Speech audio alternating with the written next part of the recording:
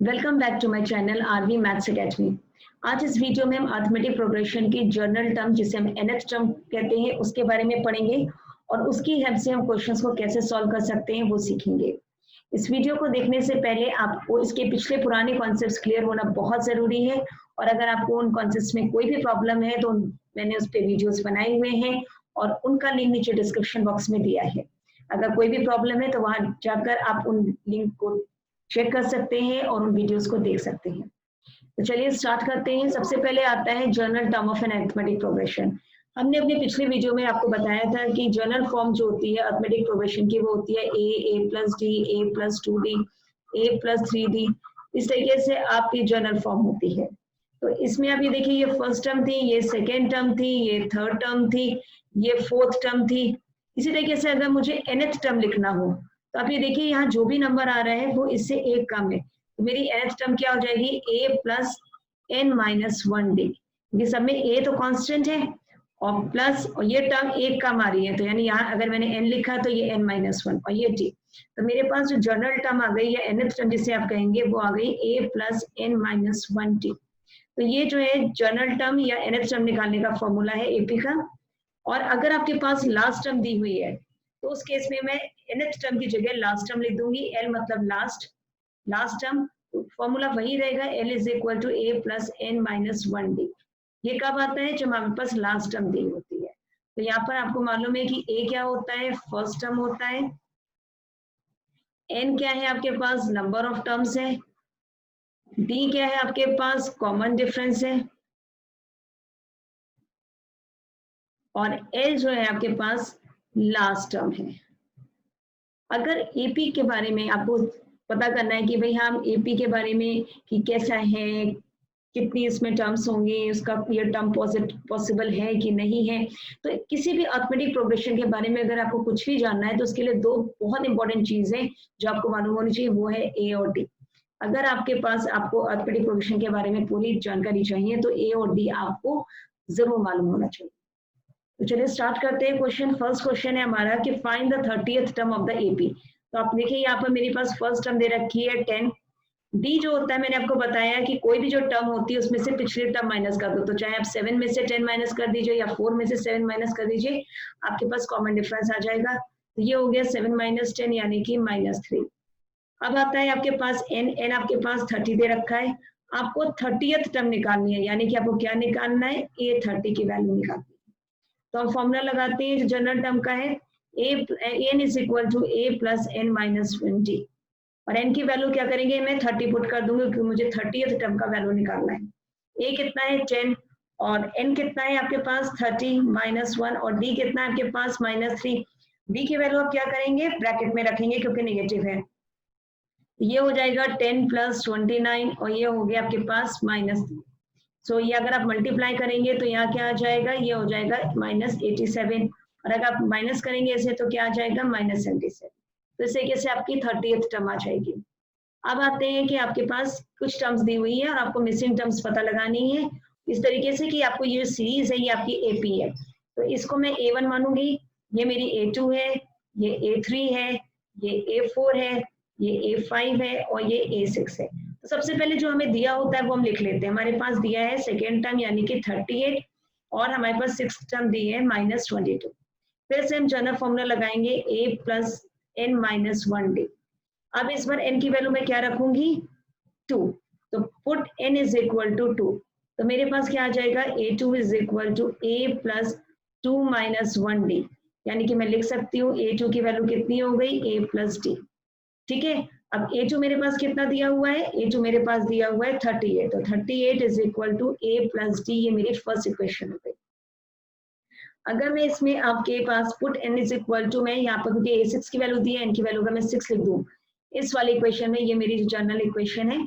इसमें अगर मैं n is equal to 6 put कर दूँ इसमें इक्वेशन A में, तो मेरे पास क्या आ जाएगा? A6 is equal to a plus 6 minus 1, 6 minus 1 यानी 5d। ठीक है। अब आपके पास आ गया A6 का वैल्यू दिया है -22, ये हो गया a प्लस 5d। तो ये आपके पास आ गई सेकेंड इक्वेशन। इन दोनों इक्वेशन को आप लीनियर इक्वेशन है किसी भी मेथड से आप सॉल्व कर सकते हैं क्योंकि आपने बहुत सारे मेथड पढ़े हैं। तो हम यहाँ पर लेते हैं 38 is equal to a plus d और दूसरी इक्वेशन आपकी -22 is equal to a plus 5d। तो मैं इसका साइन चेंज करूंगी क्योंकि ये टर्म्स मैं कैंसिल आउट कर सकती हूँ। तो ये प्लस हो गया, ये प्लस है तो माइनस, ये प्लस है तो माइनस। ठीक है, तो ये टर्म मेरी कैंसिल हो गई, 38 और 22 ऐड हो जाएंगे तो कितना हो गया मेरे पास 60, और ये हो गया -5 और +1 यानी कि -4d। तो d की वैल्यू कितनी आ गई मेरे पास -60/4, यानी कि d मेरे पास जो है वो कितना आ गया -15 आ गया है।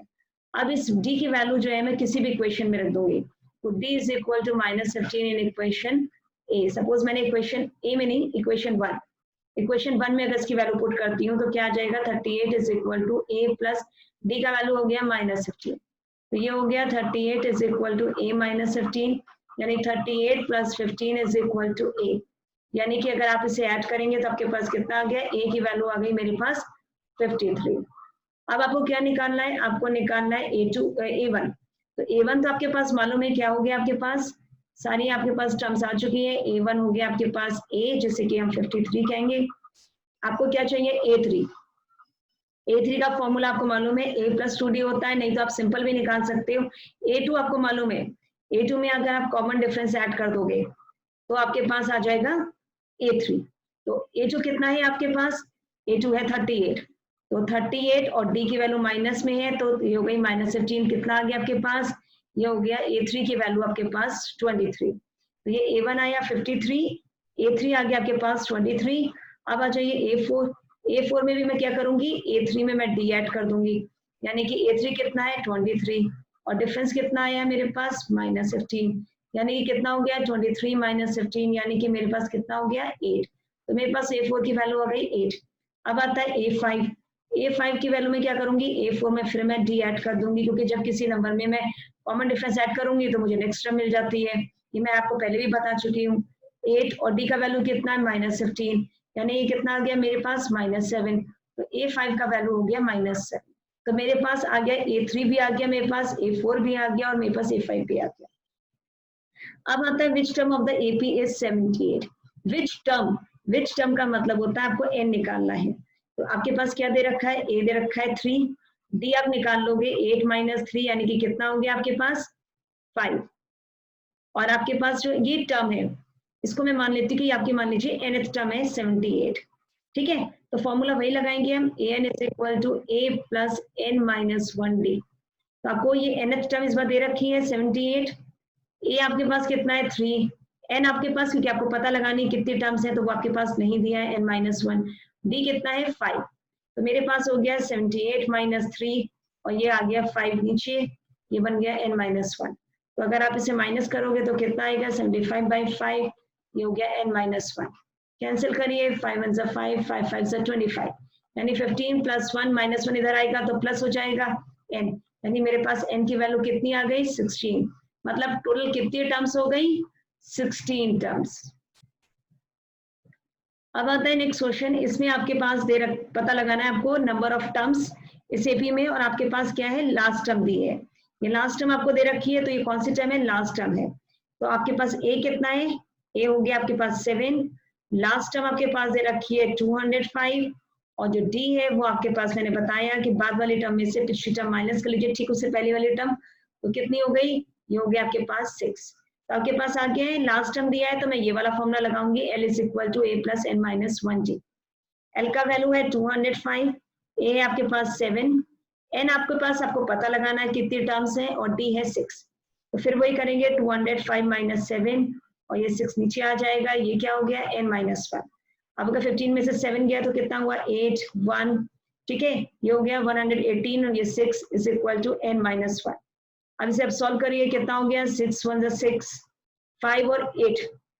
अगर आप इसे माइनस करते हैं 15 - 7 8, और ये कितना हो जाएगा, ये 9 हो जाएगा 198। तो ये आ गया 6 3 = 18, 6 3 = 18 और ये 3 = 18। ठीक है, तो ये आपके पास आ गया 33 इज इक्वल टू n-1। अगर आप इसे सॉल्व करोगे 33 + 1 इज इक्वल टू n, यानी कि n की वैल्यू कितनी हो गई 34, यानी कि ये आपके पास कितना आ गया 34 टर्म्स आ गई। अब आता है कि चेक करना है कि -150 इसका टर्म है या नहीं है। तो एक चीज याद रखिए, कभी भी अगर आपको पूछना हो, पता लगाना हो, पूछना नहीं कहूंगी, पता लगाना हो कि भाई ये गिवन जो टर्म है ये इस एपी सीरीज का हिस्सा है या नहीं है, तो आप क्या करेंगे, सबसे पहले आप n की वैल्यूज निकालेंगे। अगर n की वैल्यूज फ्रैक्शन में आती है, फ्रैक्शन में आती है या नेगेटिव आती है, इसका मतलब ये टर्म पॉसिबल नहीं है। तो हम स्टार्ट करते हैं। a इज इक्वल टू 11 हो गया, d आपको मैंने बताया 8 माइनस 11 आप लिखोगे कितना आ जाएगा, -3। ठीक है, अब आपको पता लगाना है n। तो n पता लगाने के लिए अब आपको मैंने क्या है कि आपको ये टर्म दे रखी है, कौन सी, हम इसे दे नहीं रखा है कि कौन सी टर्म है, सेकेंड थर्ड फोर्थ, तो हम इसे जनरल टर्म मानेंगे, यानी an की वैल्यू दे रखी है -150। ठीक है, तो हम फॉर्मूला लगाते हैं, an is equal to a plus n minus 1d। तो n की वैल्यू पुट कर दें -150, a हो गया 11 प्लस n माइनस 1, क्योंकि हमें n पता लगाना है, d कितना हो गया मेरे पास -3। तो अब आप देखिए -150 माइनस 11 अपॉन -3, ये हो गया n माइनस 1। तो ये कितना हो गया -161 upon -3 is equal to n minus 1। तो ये माइनस माइनस कैंसिल हो गया, कितना हुआ 161/3, और ये -1 इधर आएगा तो ये हो जाएगा +1। तो अगर आप इसे सॉल्व करेंगे तो n की वैल्यू कितनी आ जाएगी, 161 + 3/3। इससे आप सॉल्व करिए 164/3। आपको मालूम है 164 कैसा नंबर है, इवन नंबर है, इवन नंबर ऑड से डिविजिबल नहीं होता है। तो यहाँ पर आपने देख लिया कि क्या है, n हमारा फ्रैक्शन में आया है। ठीक है, इसलिए जो -150 है वो इस टर्म एपी सीरीज का जो है वो टर्म नहीं होगी। तो -150 is not a term of the given AP. अब आता है आपके पास एक एपी है जिसमें 50 टर्म्स हैं, और उसमें से थर्ड टर्म की वैल्यू दे रखी है 12। थर्ड टर्म की वैल्यू यानी A3 आपके पास दिया है 12, और लास्ट टर्म देखिए यहाँ पर आपसे कह दिया कि 50 टर्म है, इसका मतलब लास्ट टर्म कौन सी हो गई, A50। यानी कि डायरेक्ट नहीं लिखा है कि 50th टर्म, सिर्फ कंफ्यूज करने के लिए क्या कहा, ये आपको बता दिया कि एपी में 50 टर्म्स है और कह दिया लास्ट टर्म। तो भाई अगर 50 टर्म्स है और लास्ट टर्म आपको दे रखी है, इसका मतलब वो 50th टर्म ही तो हुई, यानी A50 का वैल्यू ही तो हुआ। तो A50 कितना हो गया आपके पास यहाँ पर 106। ठीक है, अब आपको निकालना क्या है, आपको निकालना है 29th टर्म का वैल्यू आपको निकालना है। तो मैंने कहा आपको कुछ भी निकालना होगा तो ए और डी तो आपको चाहिए ही।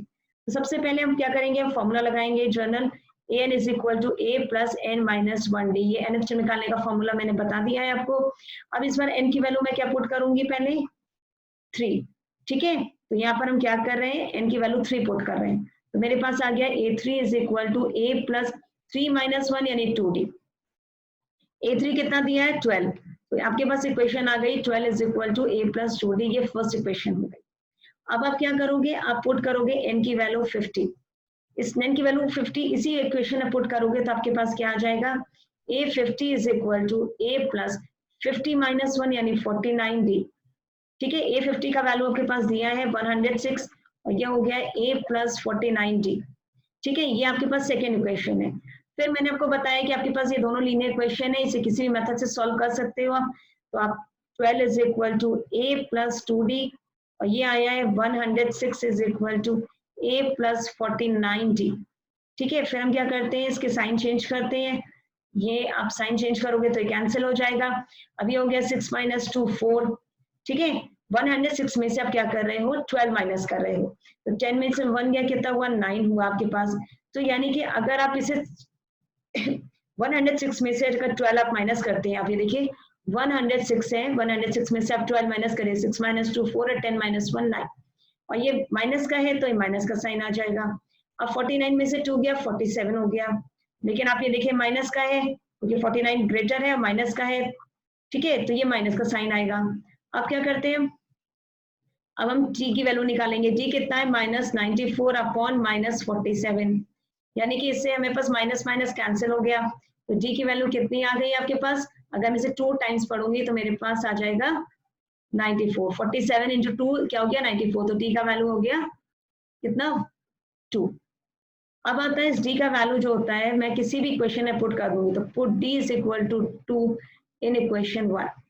तो मान लीजिए मैंने इस इक्वेशन 1 में पुट कर दिया है, तो a प्लस 2 और d का वैल्यू कितना आपके पास 2। तो यानी कि मेरे पास 12 is equal to a plus 4। तो 12 minus 4 is equal to a, या कह सकते हो a इज इक्वल टू कितना हो गया 8 आ गया। अब आपको क्या निकालना है, A29। तब इसमें जो फॉर्मूला है आपका, जो जनरल फॉर्मूला है, जनरल टर्म का जो फॉर्मूला है, उसमें मैं n की वैल्यू 29 रख दूंगी। तो कितना हो जाएगा, A29 is equal to A plus 29 minus 1 यानी 28D। तो आपको मालूम है A कितना आ गया है, 8 प्लस 28 और D का वैल्यू कितना है 2। तो कितना हो गया 8 प्लस ये हो गया मेरे पास 56। और अगर आप इसको अगर ऐड करते हैं, इसको अगर आप ऐड कीजिए तो आपके पास कितना आ जाएगा 64, यानी 29 टर्म की वैल्यू कितनी आ गई 64। अब आता है 2 AP है जिनका जो कॉमन डिफरेंस है वो सेम है। ठीक है, कॉमन डिफरेंस सेम है, 2 AP हैं अलग अलग, और difference between their 100th term is 100। ठीक है, तो मान लीजिए मेरे पास जो 2 AP है, 2 AP मान लेती हूँ, इस वाले टर्म का जो फर्स्ट टर्म है इस वाली AP का वो A है, और जो सेकेंड वाली AP सीरीज है उसका जो फर्स्ट टर्म है वो A डैश है, और इसका भी कॉमन डिफरेंस कितना है D है, और इसका भी कॉमन डिफरेंस D है, क्योंकि हमारे पास गिवन है कि दोनों का कॉमन डिफरेंस सेम है। ठीक है, अब मैं इसकी 100 टर्म निकालती हूँ। तो सबसे पहले तो आप जनरल फॉर्मूला देखिए, n is equal to A plus n minus 1D। ठीक है, इसको यूज करते हुए मैं अगर A 100 निकालूं, 100 टर्म निकालूं, तो मेरे पास आ जाएगी A प्लस 100 माइनस 1 यानी 99D।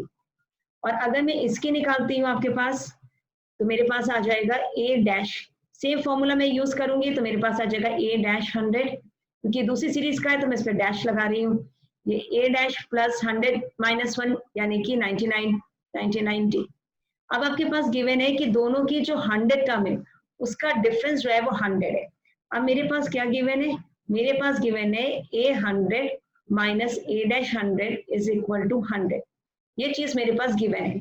अब मैं वैल्यू पुट कर देती हूँ इसमें। A 100 की वैल्यू है A प्लस 99D माइनस ये हो गया A dash plus 99D is equal to 100। ऐसे आप ओपन करो, A plus 99D minus A dash minus 99D is equal to 100। तो 99D कैंसिल हो गया, ये हो गया A minus A dash is equal to 100। ये आपके पास एक एक्सप्रेशन आ गया है। अब आपको निकालना है 1000th टर्म का डिफरेंस। 1000 टर्म का डिफरेंस क्या हो गया, अगर मान लीजिए मैं इसका लूँ A 1000, तो क्या हो गया A प्लस 1000 माइनस 1 यानी कि 999D। अगर मैं दूसरी सीरीज के लिए 1000th टर्म निकालती हूँ तो मेरे पास हो जाता है A डैश प्लस 999D। अब मुझे इसका डिफरेंस की वैल्यू फाइंड आउट करनी है, यानी कि मैं दोनों को माइनस करूंगी। सो A 1000 माइनस A डैश 1000, तो क्या हो जाएगा आपके पास A plus 999D minus A dash minus 999D यानी 999D।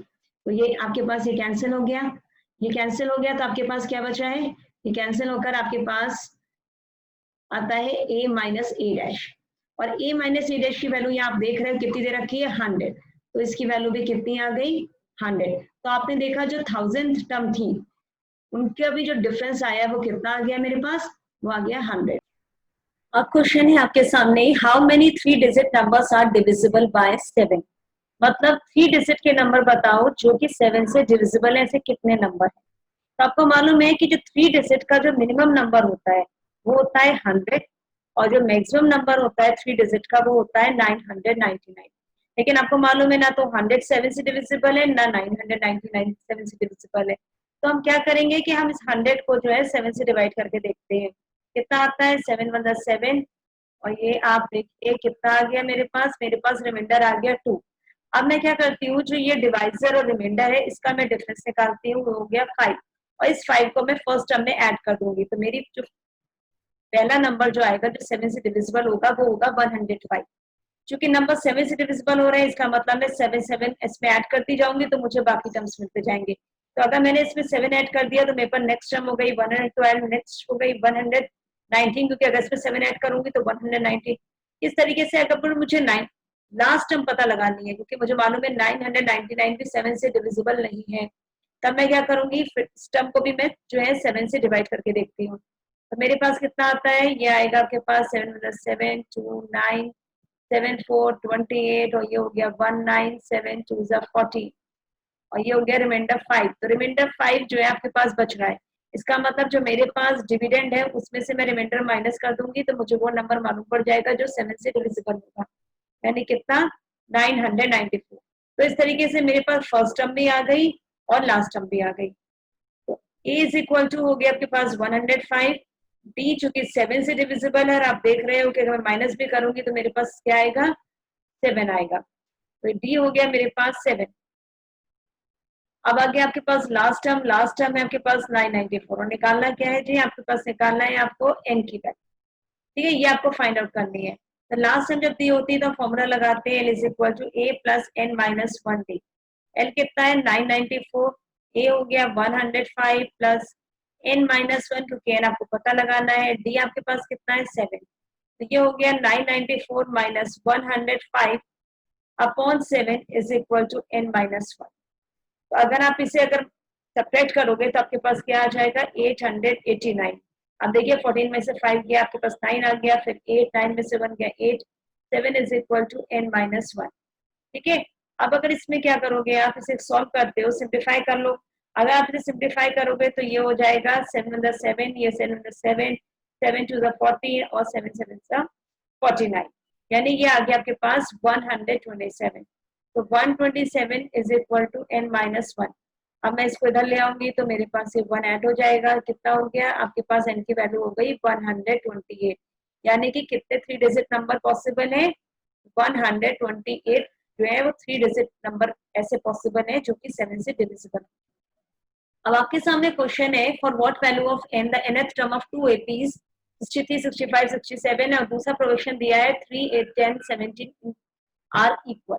मतलब आपको वो वैल्यू n की पता लगानी है यहाँ पर, जिसके लिए दोनों की nth टर्म जो है वो सेम। तो आप देखिए पहला प्रोग्रेशन आपके पास दिया है 63, 65, 67 और जो दूसरा प्रोग्रेशन है वो आपके पास कितना दिया हुआ है 3, 10, 17 इस तरीके से। तो यहाँ पर a मेरे पास है 63, ये अर्थमेटिक प्रोग्रेशन है 67 माइनस 65 अगर मैं करूंगी तो मुझे कॉमन डिफरेंस मिलेगा, कितना हो जाएगा 2। तो nth टर्म का फॉर्मूला होता है an is equal to a plus n minus 1 d. अगर मैं इसमें a और d की वैल्यू पुट कर दूं तो मेरे पास आ गया an is equal to 63 plus n minus 1 into 2। और इसे अगर मैं सॉल्व करती हूँ तो मेरे पास आएगा 63 प्लस 2n माइनस 2, या आप कह सकते हो कि 2n प्लस 61। अब यहाँ पर इसकी फर्स्ट टर्म जो है उसको मैं a डैश से रिप्रेजेंट करूंगी क्योंकि ये दूसरा प्रोग्रेशन है, इसे डिफरेंशिएट करने के लिए यहाँ पर मैंने डैश लगा दिया है। और d डैश हो गया 10 माइनस 3 यानी 7। अब इसकी जो nth टर्म निकालने का जो फॉर्मूला होगा वो होगा a dash plus n minus 1 d dash. ठीक है, अब यहाँ पर क्या करेंगे a डैश की वैल्यू पुट कर देंगे प्लस n माइनस 1 और d डैश की वैल्यू है 7। ये मेरे पास आ गया 3 प्लस 7n माइनस 7, या आप इसे लिख सकते हो 7n माइनस 4। अब आपके पास दिया है कि दोनों की जो वैल्यूज है nth टर्म की, दोनों ही प्रोग्रेशन की जो nth टर्म है उनकी वैल्यूज क्या है वो सेम है। ये आपके पास गिवन है, यानी 2n प्लस 61 और 7n माइनस 4, ये जो है आपके पास दोनों इक्वल दिए हुए हैं। अब क्या करोगे आप 61 प्लस 4 और ये हो गया 7n माइनस 2n, तो ये हो गया 65 इज इक्वल टू 5n। तो n की वैल्यू हो गई 65 बाई 5 यानी कि 13। तो n कितना आ गया 13, यानी कि 30th टर्म जो होगी वो दोनों ही एपी सीरीज से क्या होगी सेम होगी। अब आता है आपके पास नेक्स्ट क्वेश्चन, इसमें आपको एपी सीरीज पता लगानी है। देखिए मैंने आपको पहले ही बताया है कि एपी में आपको कुछ भी करना हो, चाहे वो सीरीज पता लगानी हो, ये पता लगाना हो कि ये टर्म पॉसिबल है या नहीं है, सब चीजों के लिए हमें ए और डी की जरूरत होती है। तो ये तो आप मान के चलिए कुछ भी दिया होगा ए और डी तो आपको हर क्वेश्चन में चाहिए होगा। यहाँ पर आपके पास दिया है थर्ड टर्म इज 16, यानी A3 की वैल्यू जो है वो 16 है। फिर दिया है सेवेंथ टर्म को किससे रिप्रेजेंट करेंगे A7, exceeds the fifth term by 12, fifth term क्या हो गई A5। तो मैं इसे लिख सकती हूँ कि A7 का वैल्यू जो है वो A5 यानी कि सेवेंथ टर्म का जो वैल्यू है वो फिफ्थ टर्म से कितना ज्यादा है 12। देखिए यहाँ लिखा हुआ है कि seventh term exceed the fifth term, यानी सेवेंथ टर्म फिफ्थ टर्म से ज्यादा है, कितना ज्यादा है 12। तो हम लिख सकते हैं कि सेवेंथ टर्म क्या हो गई फिफ्थ टर्म से 12 ज्यादा हो गई। तो फिफ्थ टर्म में जब 12 ऐड कर देंगे तो हमारे पास क्या आ जाएगी सेवेंथ टर्म। अब हमें पता लगाना है एपी, यानी कि एपी पता लगाने के लिए भी हमें क्या पता लगाना है ए और डी। तो फिर हम अपना जनरल फॉर्मूला यूज करेंगे, n is equal to a plus n minus 1 D.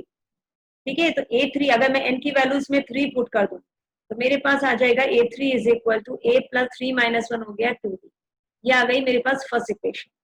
अब यहाँ पर अब देखो आपके पास दे रखा है कि A7, A7 is equal to A5 plus 12। यहाँ मैं लिख लेती हूँ उसको फिर से, A7 is equal to A5 plus 12। अब A7 n की वैल्यू में 7 पुट कर दूं तो मेरे पास क्या आ जाएगा, A प्लस, यहाँ 7 पुट करोगे तो A7 is equal to A plus 60, तो ये हो जाएगा A प्लस 60, और ये हो जाएगा A प्लस n की वैल्यू 5, 5 माइनस 1 4, तो ये हो गया A प्लस 4D प्लस 12, ये आपका 12 है। ठीक है, अब इसमें A और A कैंसिल हो गए, तो 60 minus 4D is equal to 12, यानी 2D कितना हो गया 12, यानी कि D कितना हो गया 12/2 यानी कि 6, यानी D का वैल्यू आपके पास आ गया है 6। अब आपको क्या चाहिए, अब आपको चाहिए A। अब D का वैल्यू मैं किसी भी इक्वेशन में लिख देती हूँ। ठीक है, तो आपके पास इक्वेशन यहाँ पर एक दी हुई है कि कितना, A3 इज इक्वल टू 16, तो A3 इज इक्वल टू 16 आपके पास गिवन है, और A3 की वैल्यू कितनी है A प्लस 2D, तो मैं यहाँ लिख देती हूँ put D is equal to 6 in equation 1। तो यहाँ पर A3 जो है मेरे पास वो है A प्लस 2D। ठीक है, अब A3 की वैल्यू कितनी दी है 16, तो मैं 16 is equal to A plus 2 और D का वैल्यू कितना है 6, तो 16 is equal to A plus 12, यानी 16 minus 12 is equal to A, या फिर आप कह सकते हैं A इज इक्वल टू 4। अब आपको पता लगाना है कि AP, तो AP में फर्स्ट टर्म कितनी आ गई 4। ठीक है, अब नेक्स्ट टर्म निकालने के लिए हम क्या करेंगे, इस 4 में कॉमन डिफरेंस ऐड कर देंगे। ठीक है, अगली बार हम क्या करेंगे, जो हमारे पास यहाँ टर्म आई है उसमें भी हम क्या करेंगे, फिर से हम उसमें, क्योंकि हमें क्या पता लगाना है APCs पता लगानी है, तो ये जो हमारे पास वैल्यू आ गई है सेकेंड टर्म की, उसमें हम फिर से कॉमन डिफरेंस ऐड कर देंगे। फिर उसके नेक्स्ट में क्या करेंगे, ये जो हमारे पास इतना आ चुका है उसमें हम फिर से कॉमन डिफरेंस ऐड कर देंगे। यहाँ पर आपके पास जो टर्म्स है वो आ गई है 4, 10, 16 और 22। तो इस तरीके से आप ये देख रहे हो, ये AP सीरीज आ रही है, 10 माइनस 4 6, 16 माइनस 10 6, 22 माइनस 16, ये भी क्या हो गया 6 हो गया, तो ये AP फॉर्म हो गई है। अब आता है find the 20th term from the last term of the AP। तो देखिए आपके पास क्या है, जब कभी ऐसा क्वेश्चन आता है फ्रॉम द लास्ट टर्म, ठीक है, इसको करने के दो तरीके हैं। सबसे पहले मैं क्या करूंगी, सीरीज को उल्टा करके लिखूंगी, यानी रिवर्स ऑर्डर में लिखूंगी। तो ये हो गया 253, और ये आपका 13, ये 8 और ये 3। ठीक है, तो लास्ट टर्म मेरे पास क्या, यहाँ पर फर्स्ट टर्म हो गई मेरे पास 253, लास्ट टर्म हो गई मेरे पास 3, और जो D हो गया वो हो गया मेरे पास, अगर आप देख सकते हो कि 3 माइनस 8 अगर मैं करूं तो ये हो गया -5। ठीक है, करने का तरीका वही है, an is equal to A plus n minus 1D, और n की वैल्यू अगर मैं यहाँ पर कितनी पुट कर दूं 20, अगर मैं 20 की पुट करती हूँ तो मेरे पास आता है 20th टर्म, ये हो गया A हो गया 253 प्लस 20 माइनस 1 यानी 19, और ये D की वैल्यू हो गई -5, यानी ये हो गया 253 माइनस, नाउ 19 5 से आपके पास कितना हो गया 5 9 45 4 9 95, यानी कि आप क्या करोगे 253 में से 95 माइनस करोगे, और अगर आप माइनस करते हैं तो आपके पास कितना आ गया है 158। तो यानी कि जो 20th टर्म आई है वो कितनी आ गई आपके पास 158 ना। यहाँ पर आता है एक आपके पास वर्ड प्रॉब्लम है कि Subba Rao started work in 1995 at an annual salary of ₹5,000 and received an increment of ₹200 each year. In which year did his income reach ₹7,000? तो भाई उसने काम करना कब स्टार्ट किया था, 1995 में स्टार्ट किया था। एनुअल सैलरी कितना है उसका 5,000 रुपीज, यानी ये जो है आपके पास ए हो गया है, और इंक्रीमेंट कितना हो गया है 200 रुपीज का, तो इंक्रीमेंट यानी कि डी जो है वो आपके पास 200 हो गया। आपसे पूछा है in which year did his income reach ₹7,000, यानी कि आप ये मान लीजिए ये आपकी nth टर्म हो गई, और इन विच ईयर मतलब आपको कि वो टाइम पता लगाना है। तो सबसे पहले आप क्या पता लगाओगे n, तो देखिए आपके पास a हो गया है ₹5,000, d आपके पास दिया हुआ है ₹200, और आपके पास nth टर्म जो है वो हो गई आपके पास 7,000। ठीक है, आपको पता क्या लगाना है, आपको पता लगाना है सबसे पहले n, तो हम फॉर्मूला यूज करेंगे an is equal to a plus n minus 1d। अब इसमें an कैसे हो गया 7,000 में इसका वैल्यू पुट कर दूंगी, a कितना है आपके पास 5,000, n मुझे पता लगाना है, d कितना है मेरे पास 200, तो ये हो गया मेरे पास 7,000 minus 5,000 upon 200 is equal to n minus 1, यानी ये हो गया 2,000 upon 200 is equal to n minus 1, तो ये कैंसिल हो गया, ये हो गया 10, तो आपके पास आता है 10 is equal to n minus 1, यानी कि 10 + 1 = n, यानी कि n की वैल्यू हो गई 11, यानी कि 11 साल बाद। तो यानी कि अगर मेरे पास 1995 में उसने काम स्टार्ट किया था, तो यानी कि अगर मैं उसमें 11 साल उसमें मैं ऐड कर देती हूँ, तो मेरे पास क्या हो जाएगा 2006, यानी 2006 में जाकर उसकी इनकम कितनी हो जाएगी 7000। तो आई होप आपको सारे क्वेश्चंस बहुत ही अच्छे से समझ में आ गए होंगे। नेक्स्ट वीडियो में मैं आपको इन्हीं क्वेश्चन को ट्रिक्स के थ्रू कैसे कर पाओगे आप जल्दी से, वो समझाऊंगी, क्योंकि उस समय मैं आपके सारे ही क्वेश्चंस एक ट्रिक के थ्रू लूंगी, जिससे आपको बहुत ही इंटरेस्ट आएगा और बहुत ही आप एंजॉय करोगे। आपका टाइम भी सेव होगा, और जब एग्जामिनेशन में आपको रिवीजन करना होता है तो आप उन ट्रिक्स की हेल्प से बहुत आसानी से रिवीजन कर सकते हो, और वो ट्रिक्स आपकी केवल बोर्ड एग्जामिनेशन में ही नहीं बल्कि कॉम्पिटिटिव एग्जामिनेशन में भी बहुत हेल्पफुल रहेंगी। So meet you in the next video. Till then, goodbye everyone. Thank you for watching my video. If you like this video, please give a like to this video. Share this with your friends and subscribe my channel. And yes, don't forget to press a bell icon to get a notification for my new videos.